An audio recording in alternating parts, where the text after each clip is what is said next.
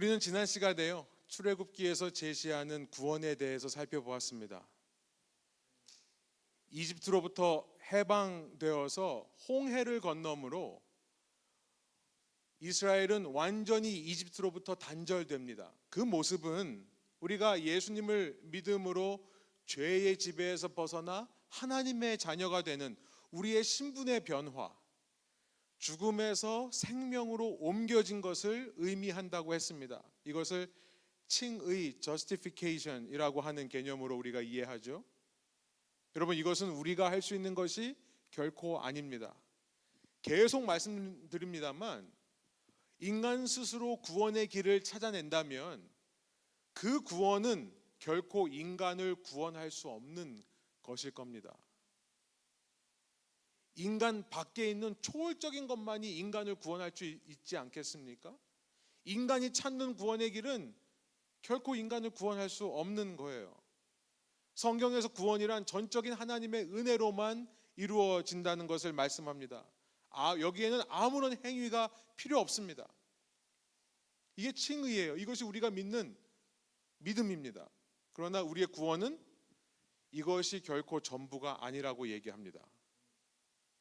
그렇게 이집트에서 홍해를 건너 해방된 이스라엘은요, 약속의 땅을 향해 걸어가야만 한다는 것을 이어서 가르칩니다. 그리고 이것을 위해 첫 번째 하나님의 말씀을 붙잡아야 되고, 두 번째 하나님의 말씀대로 성막을 지어서 그 성막에서 죄를 없애주는 제사를 드림을 통해 죄의 문제를 해결하며 주님의 임재 가운데서 함께 걸어가야 되는 것인데요, 이렇게 약속의 땅을 향해 가는 걸음을 가리켜서 우리가 성화라고 합니다. sanctification이라고 하죠. 우리가 죄의 지배에서 벗어났지만, 우리가 죄의 지배에서 벗어났지만 죄의 영향력에서 완전히 벗어난 것은 아니다. 그런 말씀을 드렸었죠. 계속해서 우리로 하여금 죄 짓게 하는 마음이 우리 속에 남아있고, 또 외부에서는 끊임없이 우상 숭배의 유혹이 우리를 향해 다가옵니다. 이것과 맞서 싸우면서 가야 되는 거예요. 여기에 우리의 행위와 노력이라는 것이 있습니다. 이것이 너무나 중요해요. 행위와 노력이 따라와야 되는 것이죠. 성경은요, 우리가 구원을 얻는 그 시작은 은혜로 주어지지만, 그러나 그 이후에는 은혜에 합당한 행위로 구원을 이루어가야 된다, 구원의 길을 걸어가야 된다라고 말씀하는 겁니다. 성경에 수많은 말씀들이 있습니다만, 대표적으로 에베소서 4장 1절이 이렇게 말씀합니다. 그러므로 주님 안에서 갇힌 몸이 된 내가 여러분에게 권합니다. 여러분은 부르심을 받았으니, 그 부르심의 은혜를 받았으니 그 부르심에 합당하게 살아가십시오. Walk in a manner worthy of the calling. 여러분, 부르심에 합당한 걸음을 걸어가라. 여러분, 이것이 성경이 보여주는 우리 구원의 전체적인 그림인 것입니다. 하나님의 은혜와 함께 그 은혜를 받은 사람들의 행위와 노력이 함께 구원을 완성해 가는 그림인 것이죠. 물론 우리의 노력도 성령 하나님께서 도와주셔서 가능한 것이 맞습니다. 성령께서 우리를 도우셔서 우리로 하여금 그 구원의 길을 걷게 하세요. 지난 시간 말씀드린 것처럼 하나님의 임재가 우리로 하여금 마음의 변화를 일으켜서 그 길을 걷게 합니다. 그런데 중요한 것은 내가 내 발로 걸어가야 한다는 사실이에요. 하나님께서 내 발걸음을 인도하시지만 나는 가만히 있고 그냥 발이 알아서 자동적으로 가는 게 아니죠. 그런 오르메릭 무슨 에스컬레이터 같은 건 아닙니다. 나의 노력이 필요해요. 신의 산, 그 은혜의 자리에만 머물러 있을 수는 없는 겁니다.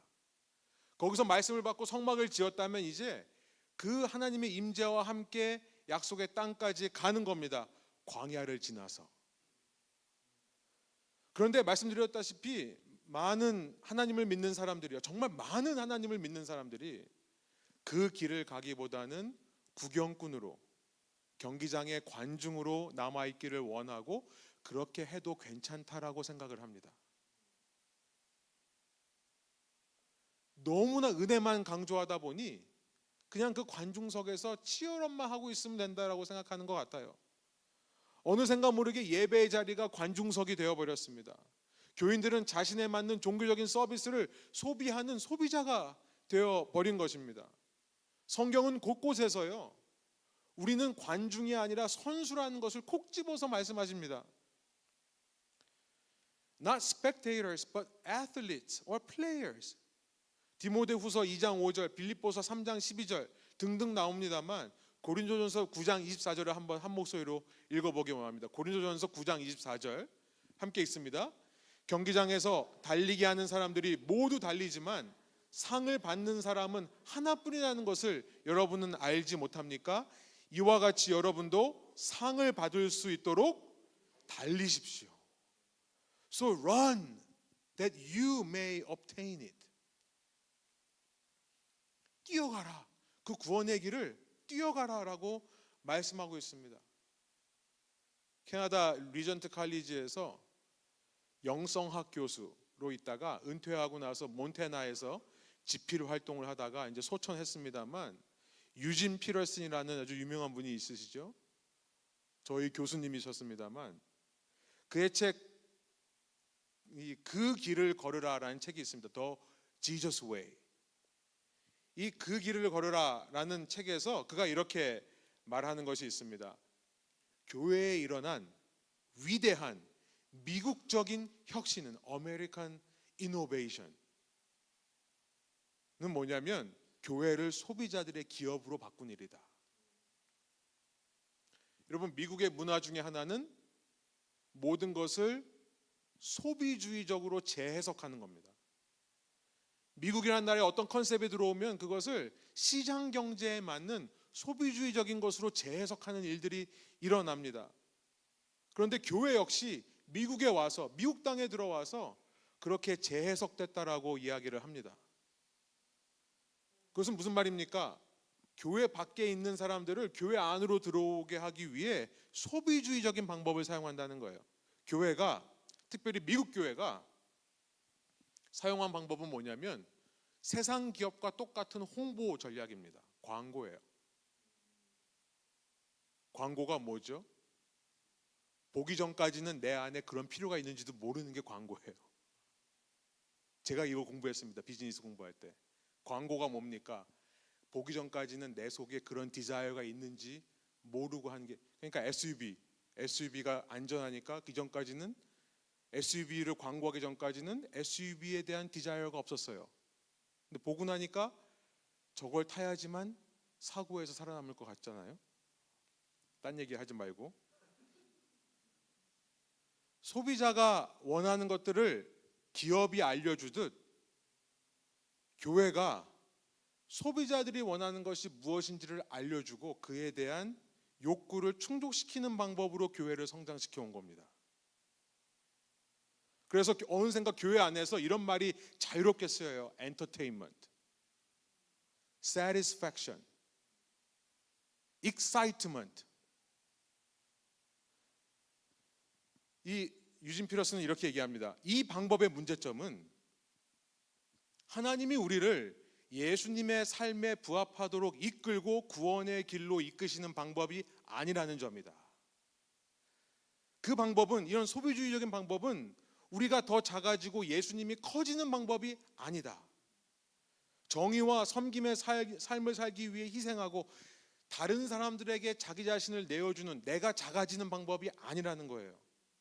소비자 영성은 희생하는 회중, 너 자신을 부인하라라는 주장을 주장하는 회중과는 정면으로 대립된다. 그런 의미에서 소비자 중심 교회는 적그리스도 교회다, 이렇게 얘기합니다. 더 이상 걸어가지 않는 교회. 이 민수기를 보면서 그런 생각이 들어요. 구원의 은혜가 너무나 좋은데 그 구원의 은혜가 너무 좋다 보니 더 이상 걸어가지 않는 교회. 구원을 걸어가야 하는 여정이 아니라 소비하는 여가 시간으로 생각하는 교회. 내 성향과 취향에 맞는 교회를 여유롭게 쇼핑하는 사람들에게 민수기는 도전합니다. 주님께서 이스라엘 한가운데 임하신 것은 그들을 이끌어 광야를 통과하기 위함이었다는 것을 말씀하시는 책이 민수기이기 때문에 그렇습니다. 민수기 9장에서 우리가 읽은 대로 하나님께서 성막 위에 구름으로 임재하시며 그 구름이 떠오르면 모든 이스라엘 백성이 이 캠프를 정리를 하고 따라갑니다. 그 구름이 멈추어 서면 모든 이스라엘 백성이 그곳에 정착하게 되는데요. 그런데 광야로 가니 wilderness, barren land, 이스라엘이 여간 불만이 아닙니다. 그 정의, 광야의 정의가 그 자체로 뭡니까? 없는 땅이에요. 마실 물이 없고 먹을 양식이 없기 때문에 그래요. 그 주님께서는 바위에서 물을 내시고 하늘에서는 밤새 만나라고 하는 씨가 떨어지게 하십니다. 그 만나라는 씨를 가지고 빻아가지고 빵을 구워 먹을 수 있게 하십니다. 그런데 민수기 11장에 보니까 맨날 만나만 먹다 보니 지겹다라고 불평을 하기 시작합니다. 이제 고기를 먹고 싶다라고 하면서 이렇게 불평하는 장면이 나옵니다. 민수기 11장 5절 6절이에요. 이집트에서 생선을 공짜로 먹던 것이 기억에 생생한데, 그 밖에도 오이와 수박과 부추와 파와 마늘이 눈에 선한데 이제 우리 눈에 보이는 것이라고는 이 만나밖에 없으니 입맛마저 떨어졌다, 이렇게 번역하고 있습니다. 이집트를 그리워하는 거예요. 구원받은 백성이 이전 죄를 그리워하는 겁니다. 이집트에서 구원해달라고 그렇게 부르짖을 때는 언제고, 이제 구원했으니 나 책임져 주세요. 나를 책임지시되 당신의 방법으로 하지 말고 내가 원하는 것들 먹여주면서 책임져 주세요 라고 말하는 겁니다. 이렇게 불평하면서 결국 가나안 남쪽 입구인 가데스 바네아라는 곳에 간 이스라엘은요, 12명의 스파이를 보내서 정탐하게 하죠. 40일 동안 스파이가 그 땅을 보고 옵니다. 돌아온 그들의 보고를 받고 이들이 이렇게 반응합니다. 민수기 14장 1절이에요. 온 회중이 소리 높여 아우성쳤다. 백성이 밤새도록 통곡하였다. 그러면서 2절에 보니까 모세와 아론을 원망하며 차라리 우리가 이집트 땅에서 죽었더라면 더 좋았을 것이다. 아니면 차라리 우리가 이 광야에서라도 죽었더라면 더 좋았을 것이다. 주님은 왜 이 땅으로 끌고 와서 칼에 맞아 죽게 하는가? 왜 우리의 아내들과 자식들을 사로잡히게 하는가? 차라리 이집트로 돌아가는 게 좋겠다. 그러면서 우리끼리 지도자를 세워서 돌아가자, 이렇게 4절 이야기하는 장면입니다. 이런 백성의 반응에 모세와 아론은요, 그들 앞에서 하나님께 엎드립니다. 5절이에요. 그리고 나서 12명 중에 2명 여호수아와 갈렙이 자기의 옷을 찢으면서 이렇게 얘기합니다. 7절, 그 땅은 매우 좋은 땅입니다. 8절, 젖과 꿀이 흐르는 땅이라고 얘기를 하고요, 주님께서 사랑하시면 우리를 인도하실 거다. 그러면서 9절 이렇게 말합니다. 우리 한번 한 목소리로 9절 한번 읽어볼까요? 다만 여러분은 주님을 거역하지만 마십시오. 여러분은 그 땅 백성을 두려워하지 마십시오. 그들은 우리의 밥입니다. 그들의 방어력은 사라졌습니다. 주님께서 우리와 함께 하시니 그들을 두려워하지 마십시오. 그러나 회중은요, 그들을 돌로 쳐 죽이려고 합니다. 그때 하나님께서 이제 인터빈, 이제 더 이상 참지 못하시고 말씀하셔서 이 위기를 벗어나게 하는 것은 이번 주간에 읽어보시기 바랍니다.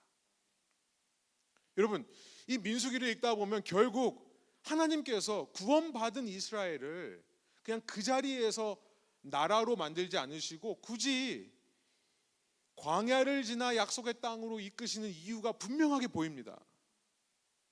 왜냐하면 광야라고 하는 곳에서 우리 가운데 진정으로 믿음이 있는가 아닌가가 구별되기 때문에 그렇습니다.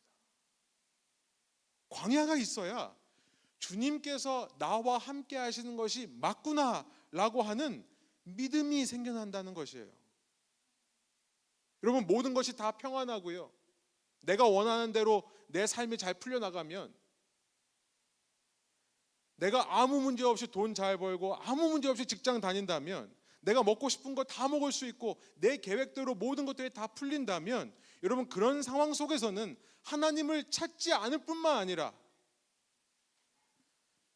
하나님의 사람이라 할지라도, 이미 구원받은 사람이라 할지라도 자신 속에 있는 하나님의 임재와 하나님의 능력을 체험하지를 못합니다.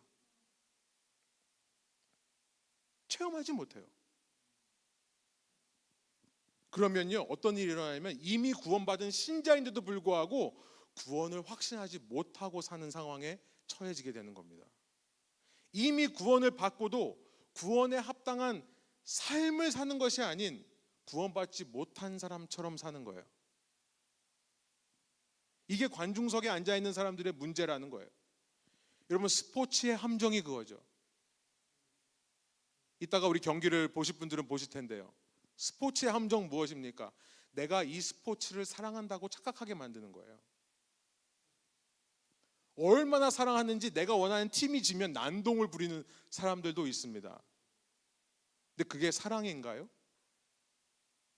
그런 사람들은요, 난동 부리는 사람들은 저는 확실하게 말할 수 있어요. 운동선수로 뛰어본 경험이 없는 사람들이에요. 실제로 그 스포츠를 해본 적이 없으니 TV를 보면서 야, 이렇게 하면 되는데 왜 이렇게 안 하냐 이러고 있는 거예요. 해본 적이 없으니. 누가 몰라서 안 합니까? 해본 사람들은 알죠?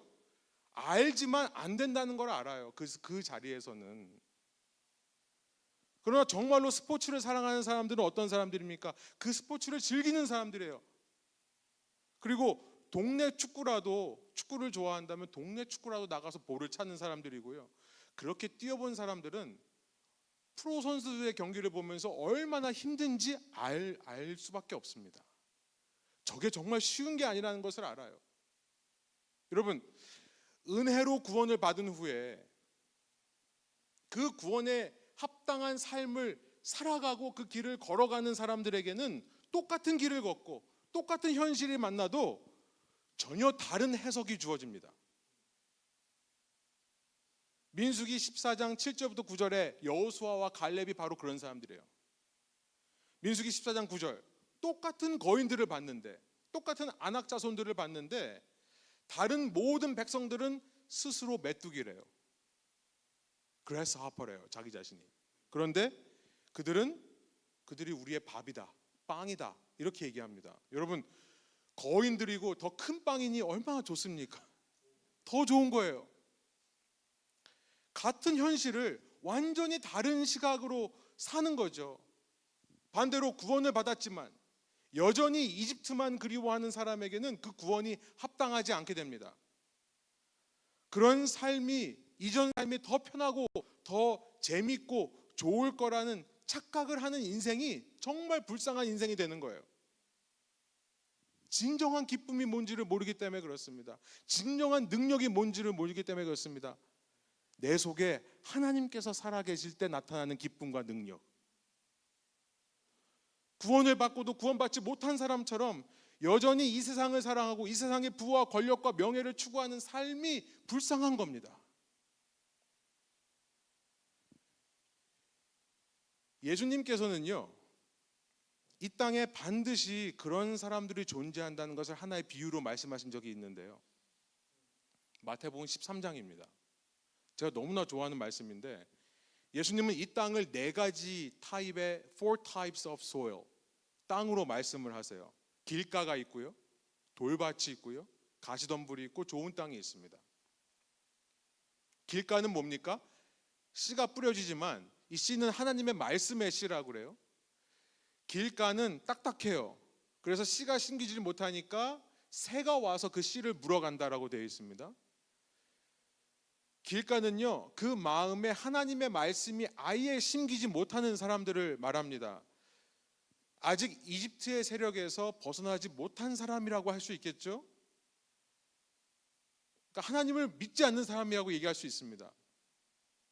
그 정반대에는 어떤 사람이 있습니까? 좋은 땅이 있어요. 좋은 땅은 부드러운 흙이라서 씨앗이 심기기만 하면 이 씨앗의 능력으로 30배, 60배, 100배의 열매를 맺습니다. 땅이 좋아서가 아니라 사실은 그 씨앗의 능력이에요.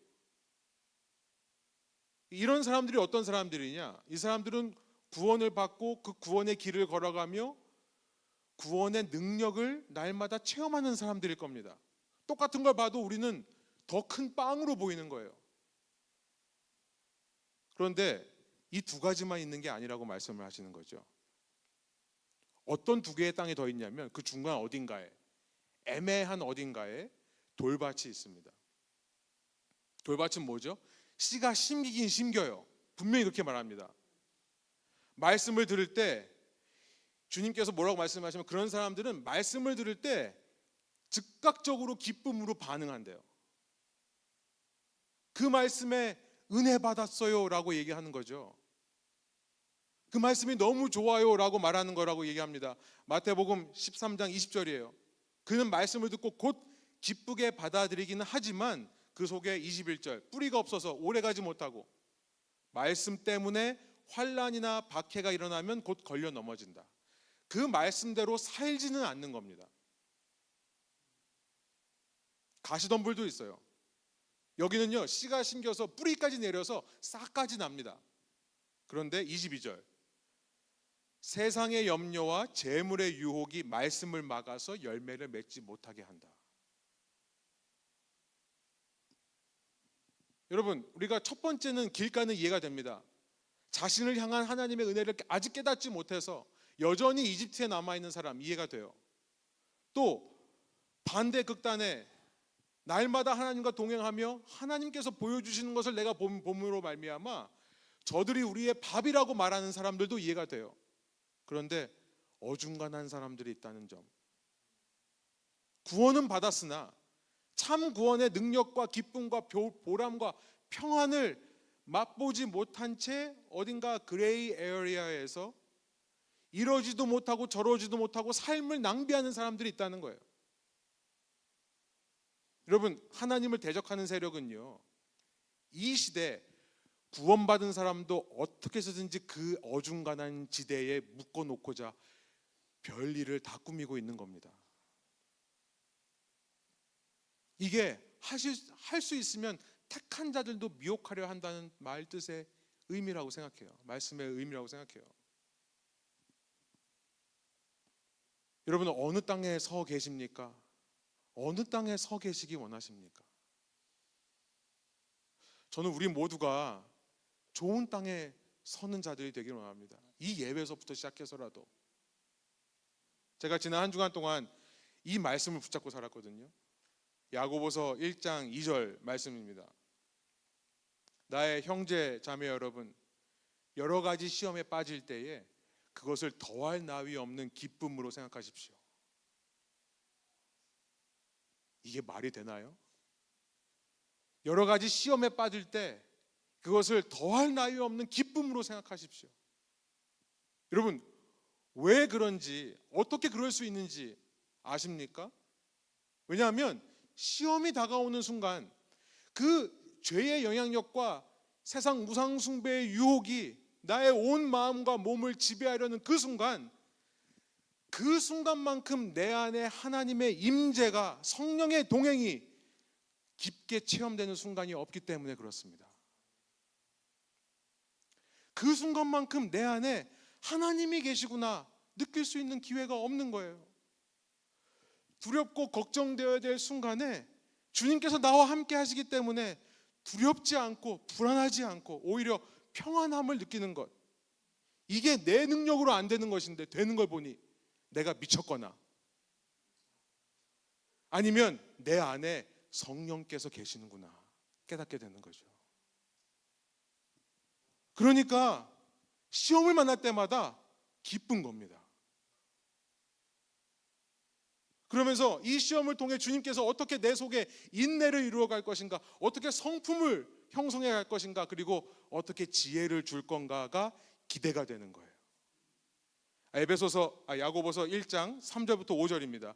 한 목소리 한번 읽어보겠습니다. 여러분은 믿음의 시련이 인내를 낳는다는 것을 알고 있습니다.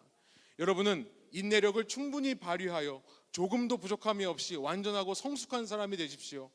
여러분 가운데 누구든지 지혜가 부족하거든 모든 사람에게 아낌없이 주시고 나무라지 않으시는 하나님께 구하십시오.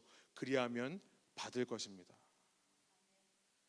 40년의 광야 생활이 끝나고 모세가 이스라엘 백성에게 이렇게 마지막 설교를 합니다. 신명기 8장 2절이에요. 당신들이 지난 40년 동안 하나님께서 당신들을 어떻게 인도하셨는지를 기억하십시오. 그렇게 오랫동안 당신들을 광야에 두신 것은 당신들을 단련시키시고 시험하셔서 당신들이 마음속에 무엇이 있는지를 알아보기 위함이었다. 영어로 보면요, testing you to know what was in your heart. 이게 무슨 말이에요? 하나님이 모르신다는 게 아니에요. 하나님은 이미 알고 계세요. 누가 내 마음을 모르냐면 내가 몰랐던 거예요. 여러분, 시험이 없으면요, 내가 내 마음 몰라요.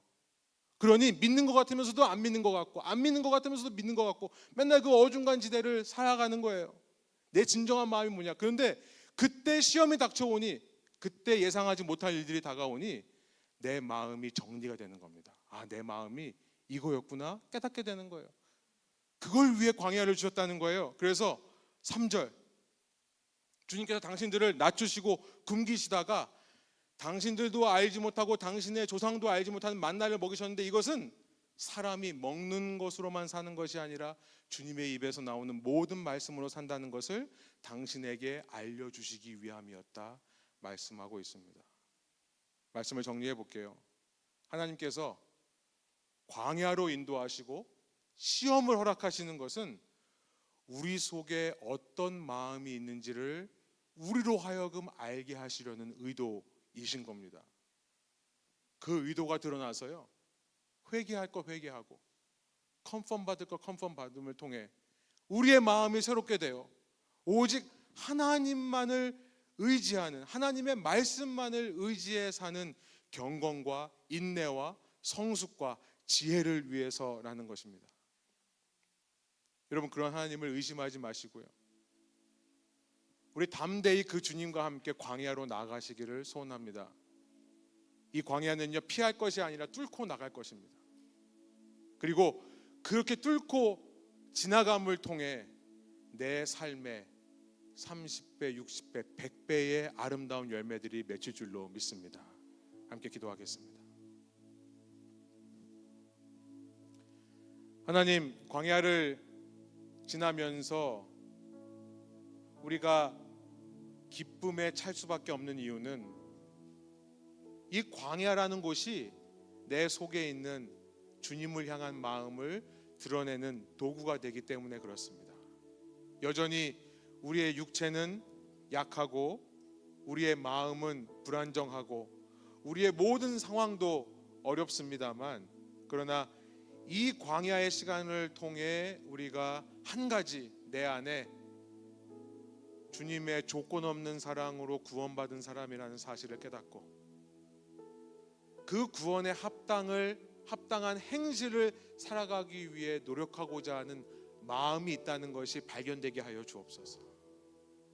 그리고 그 마음 위에 성령께서 역사해 주셔서 나의 삶의 실질적인 변화로 인내와 성품과 지혜로 열매 맺게 하여 주옵소서. 그렇게 하실 주님을 찬양합니다. 우리를 한 몸, 한 교회로 묶어주신 이유는 서로가 서로에게 그런 힘이 되어주고 버팀목이 되어주라는 의도인 줄 믿습니다. 함께 팀 플레이를 하는 사람으로서, 함께 경기장에서 뛰는 사람으로서 서로 이끌어주고 서로 붙잡아주고 서로 격려하며 함께 그 길을 걸어가는 우리 공동체 되게 하여 주옵소서. 감사드리며 예수 그리스도의 이름으로 기도합니다. 아멘.